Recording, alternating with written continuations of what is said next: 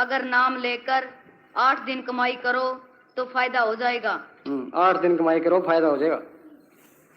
चाहे इस जन्म में करो चाहे अगले जन्म में करो, लेकिन करना पड़ेगा। कहो नानक ये तत्व विचारा, बिन हर भजन नहीं छुटकारा। उद्धो कृष्ण भगवान का दोस्त रहा, सारी उम्र साथ रहा। जब कृष्ण भगवान अपने धाम को जाने लगे, उद्धव कहने लगा कि जी मुझे साथ ले जाओ। कृष्ण भगवान खुद कहने लगे भी अभ्यास करना पड़ेगा, बगैर अभ्यास के कोई भी नहीं जा सकता। इसी तरह भगवान राम हिमालय की दरगाह में जाने लगे। लक्ष्मण उनका भाई था कि जी मुझे साथ ले चलो, कि ये बात झूठ है, बगैर अभ्यास के कोई भी नहीं जा सकता। हाँ जी। जब तक यह खुद नहीं करेगा, चाहे 100 जन्म आए और जाए, काम कभी नहीं बनेगा। जब भजन करोगे तभी मुक्ति होगी।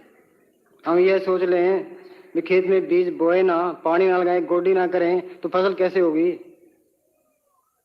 हम ऐसे ही कहते भी दया मेरे करो, दया मेरे करो, अपना काम आपको ही करना है।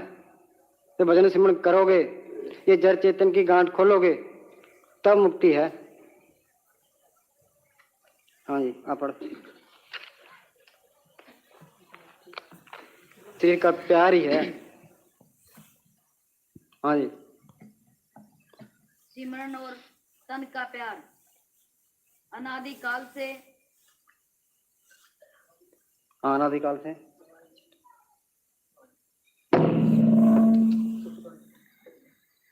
अनादिकाल से आत्मा शरीर के साथ रहती आई है। हाँ, अनादिकाल से जुगों जुग से उनसे मिलते आए हैं। हाँ जी। शरीर के साथ इसका संबंध इतना गहरा हो चुका है कि अब इसका अलग होना कठिन मालूम पड़ता है। शरीर का रूप बड़े बड़े हैं। हाँ जी। आरंभ में आत्मा जब शरीर को छोड़ने लगती है तो दर्द होता है। कभी जोड़ों और पट्टों में दर्द महसूस होता है। जब हम सिमरन पर बैठते हैं, कभी जोड़ों में कभी पट्टों में दर्द महसूस होता है। हाँ जी। कभी पिंडलियां फटती हुई मालूम पड़ती हैं। हाँ, पिंडलियां फटती हुई मालूम पड़ती है।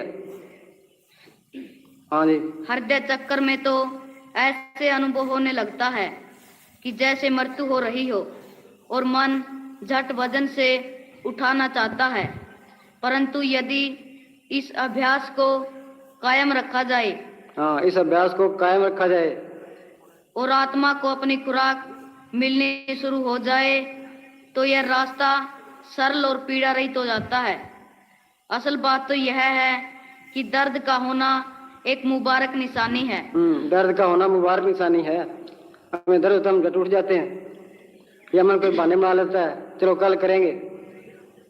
सुबह उठते हैं, कभी रात को भजन करेंगे, रोटी भी नहीं खाएंगे।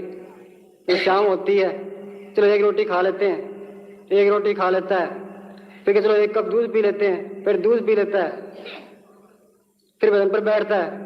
फिर क्या, चलो सुबह 3 बजे उठेंगे, 3 बजे उठता है, थोड़ी देर बैठ के फिर कहता है बहुत रात पड़ी है, चलो 5 बजे उठेंगे, फिर दिन चढ़ जाता है। हाँ जी। जिसके बिना अंतर में चढ़ाई नहीं हो सकती। यह अवसर आत्मा के तन और मन से संघर्ष करने का है। धीरे धीरे दृढ़ संकल्प के साथ इस संघर्ष के मैदान में आना चाहिए। धीरे धीरे दृढ़ संकल्प के साथ ये मन के साथ मुकाबला करना पड़ता है। हाँ जी। जब तक साधक इस संघर्ष के मैदान में नहीं आता और भजन में पूरा समय नहीं देता, तब तक न तो सूरत इस शरीर से अलग हो सकती है और न ही मन निश्चल होता है। आत्मा के अपने निज भंडार में जाकर सतगुरु का दीदार प्राप्त करने में बड़ी भारी रुकावट यही है। ये शरीर का प्यार इससे बड़ी रुकावट है। देह प्यारी जीव को निज दिन सेवा माए, दादू जन्म मर लो कबू छड़े ना। हाँ जी, आगे बढ़। पूज्य मस्ताना जी फरमाया करते थे कि जिस्म का प्यार ही भजन नहीं करने देता। जिस्म का प्यार ही भजन करने नहीं देता। हाँ जी। बिना दुख उठाए सुख की प्राप्ति कभी सुनने या देखने में नहीं आई। सुख का मूल्य ही दुख है। सुख का मूल्य दुख है। सोना प्राप्त करने के लिए खान खोदने की तकलीफ उठानी पड़ती है।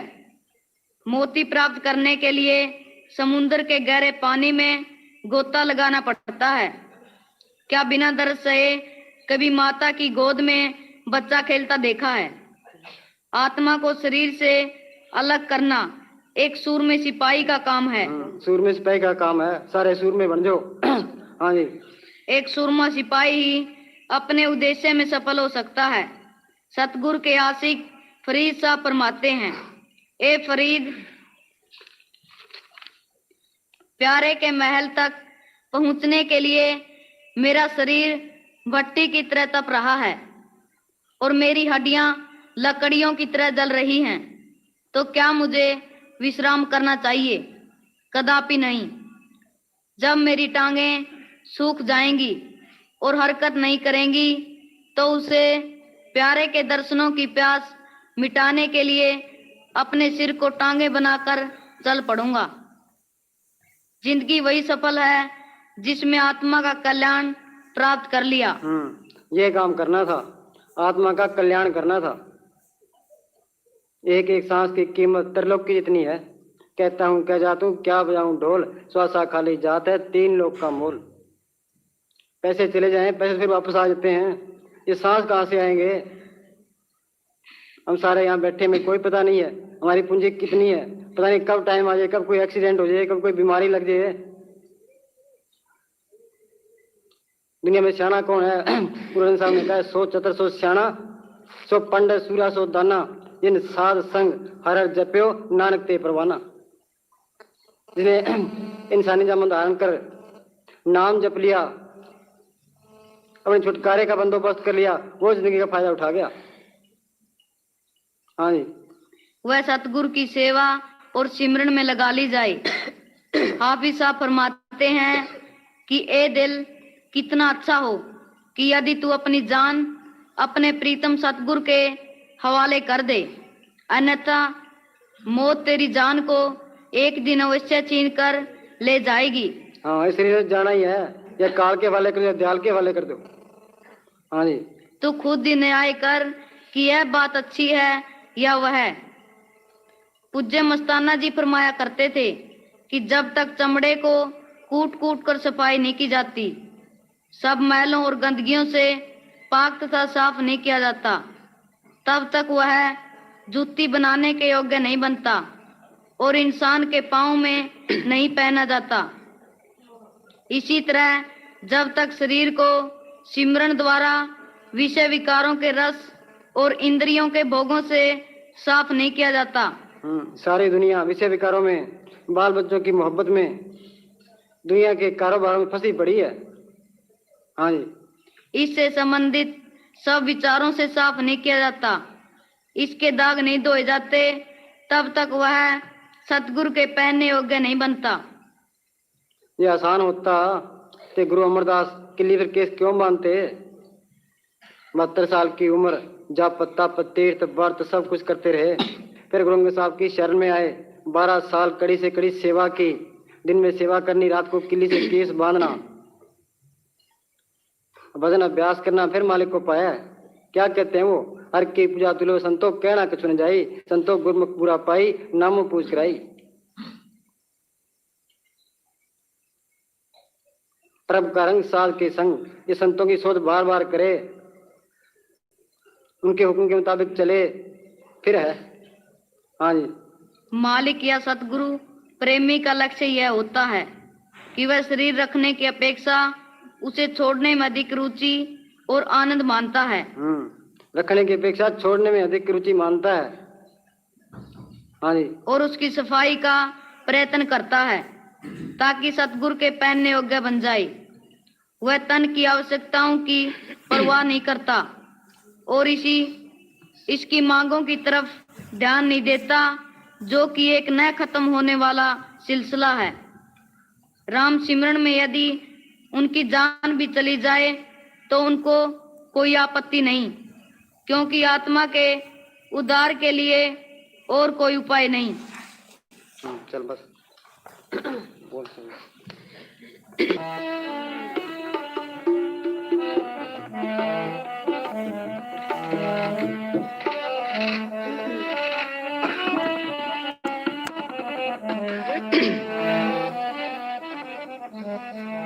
धन धन सदगुरु तेरे आसरा। सतगुरु की सेवा के हवाले कर दे, जिस तरह वो कहे उसी के मुताबिक चले, फिर एक कदम चल सकता है, दरगाह में जा सकता है। मालिक के दर्शन करने हैं, तू रास्ते का रोड़ा हो जा। फिर कहता है फल न मिले तो यह समझो कि पहले के किए गए पाप संकल्प अधिक हैं। पाप संकल्प अधिक हैं।